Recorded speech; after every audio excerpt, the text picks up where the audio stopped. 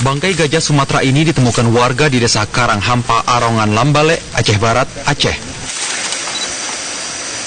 Kondisi bangkai gajah ini sangat mengenaskan karena tidak lagi memiliki kepala.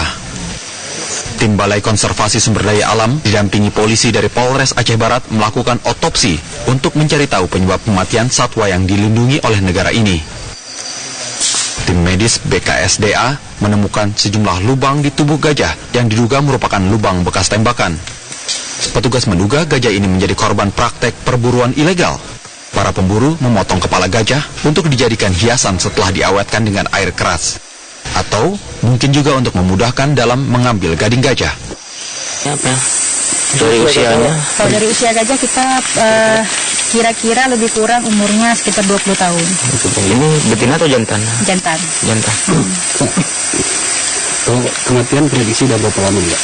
Nah, sekitar sebulanan. Dari kondisi pembusukan yang sudah terjadi, kita prediksikannya sudah lebih sebulan.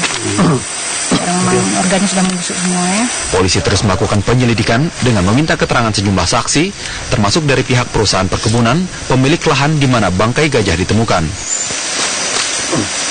Dari Aceh Barat, Aceh, Haider Azhar, TV One mengabarkan.